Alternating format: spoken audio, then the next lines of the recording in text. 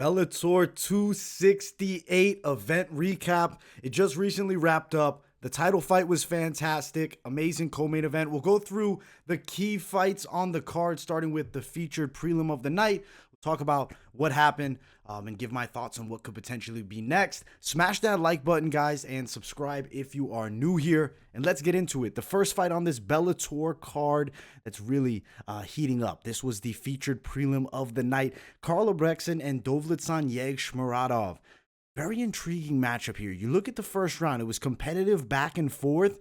It seems as though, the opinion was it was Albrektsson getting that first round, but I thought maybe you could have slightly edged it to Dovletdzhan. And then round two, Albrektsson controls majority of the round, nearly gets a finish, badly hurts Dovletdzhan, drops him, has full mount.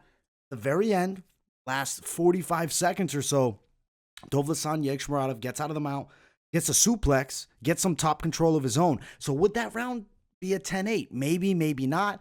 I don't know. The official scorecard said no, so I guess it would not be. John McCarthy didn't think it was either. He thought it was a 10-9 for Karl Albrektsson.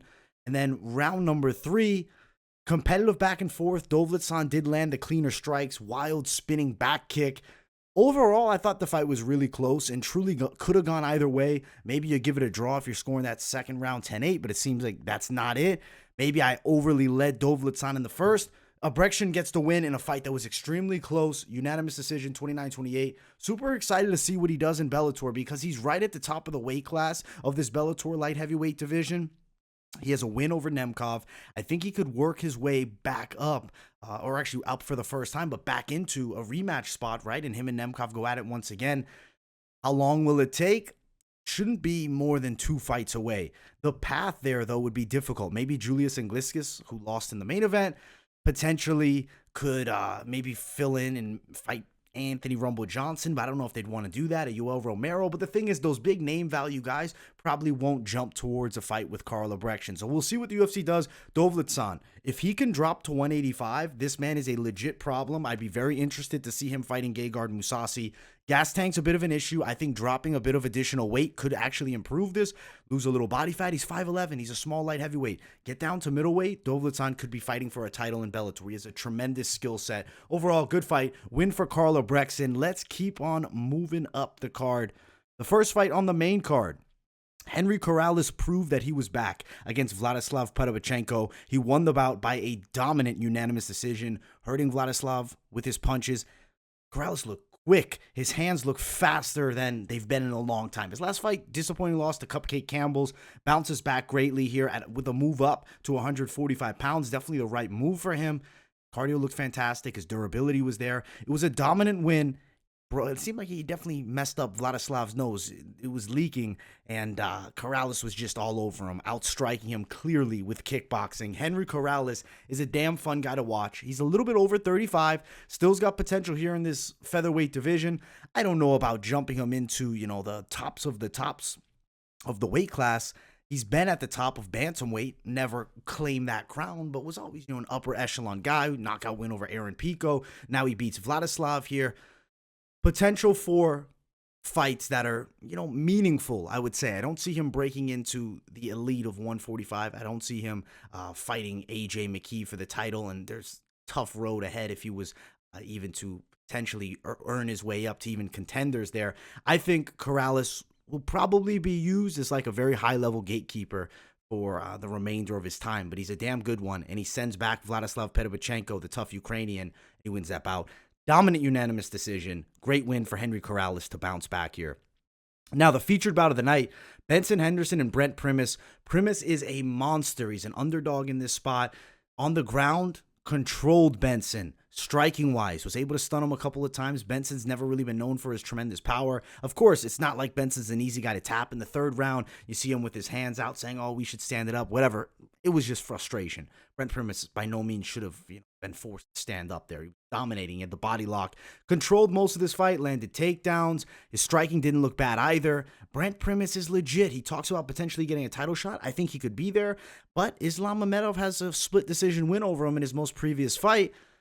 that guy's also towards the top. They can't just jump everybody. But I wouldn't be shocked if Bellator somehow put Primus in a spot as the former champ. Who knows what happens with Mamedov next. But Brent Primus is real, and he beats Benson Henderson. Now, older Benson, of course, nearly 38 years of age. Who knows what's next for Bendo? That's 3 straight losses. He's still going to probably fight. I don't think he's calling it just yet. He's got at least a couple more. He's still there. He's still durable. Still has a good skill set. It's not like he's going out there and getting touched once and slept. Just not at that same level as he once was. And it's also Brent Primus was a hell matchup. Great win for Primus moving forward. Potential title shot looming. It's Leary versus Pitbull for the vacant belt. Not Patricio, Patricky. Definitely in the plans of Bellator is get Patricky the belt, do AJ McKee, Patricky, and sell that brother, avenging brother type thing. 100% that's Bellator's plan, but Leary's a damn stern test for him. Good win for Primus. He's definitely near the top of the weight class, but depending on what happens with the vacant title fight, could be a log jam towards the top for a bit. Co-main event, Corey Anderson, Ryan Bader. Corey ran through Ryan. It wasn't competitive. It was destruction. Corey cracks him with a huge right, drops him, follows up with tremendous ground and pound, does not let Bader off the hook. He gets him with an elbow too that it broke Bader. You could see he flattened out as Anderson had the backside position. He just unloaded ground and pound. The referee stops the fight, thankfully. 51 seconds. Corey Anderson has jumped to Bellator and become the best version of himself. I'm excited to see him in the finals. For Ryan Bader, it's a tough road because he's still the champ at heavyweight. And Valentin Moldavsky is the scary-ass interim champ. Similar skill set to Vadim Nemkov, who crushed Ryan Bader. I like the chances of Moldavsky dethroning Bader. Maybe Bader just gives up that belt. I don't know. That's a loss. I think high likelihood of a loss. But he will do it. He'll do the fight. He's still the champ. He has to properly defend his heavyweight title. The light heavyweights have ran through him. Great win for Corey Anderson. Jumps to the finals. Bader's going to have to move back up to heavyweight and hopefully get some success going, but I think it could be trouble because he's got 2 knockout losses in his past 3 fights. In the main event of the evening, Vadim, Nemkov, Julius Anglickas threw down in that first. I mean, granted, it was Nemkov dominating the whole thing, but Anglickas cracks him with a beautiful straight punch that absolutely took the legs out from the Vadim Nemkov. Unfortunately, Anglickas couldn't follow up with anything crazy for him. I mean, not unfortunately for the pick, because I actually picked Vadim Nemkov to win, and he did get the win.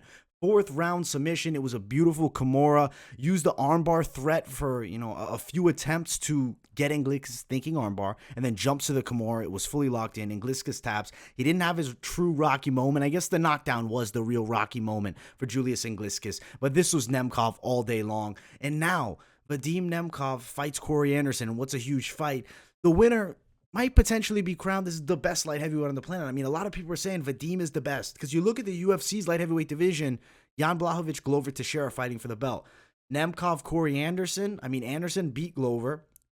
Jan is 1-1 versus Corey. Nemkov has the skill set. He could beat both those guys. The Bellator light heavyweight division is fantastic at the moment. Nemkov, Anderson, a very intriguing fight.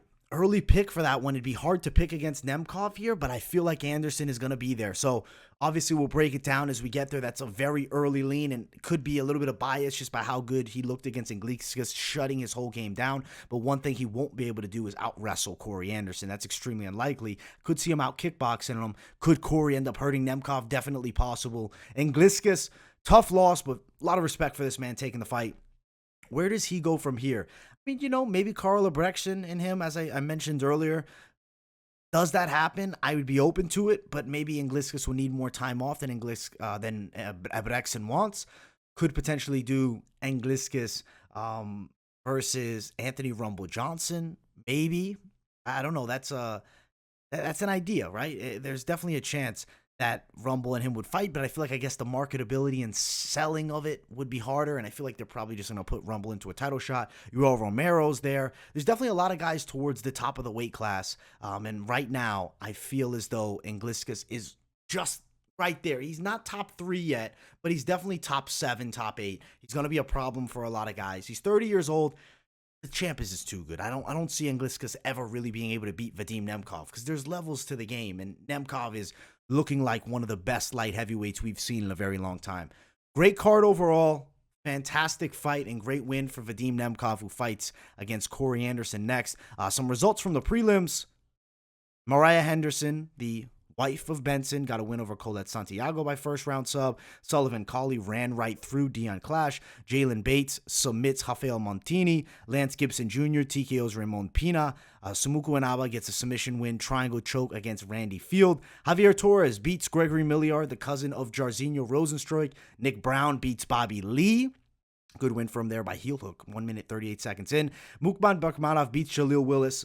Finish, guillotine, which is a fantastic feat. Keep your eye on Muhammad because I really think he's a damn legit prospect and working his way up to contendership. Overall, solid Bellator card, 268, definitely delivered. Smash that like button, guys. Subscribe if you are new to the channel. Turn on those post notifications too.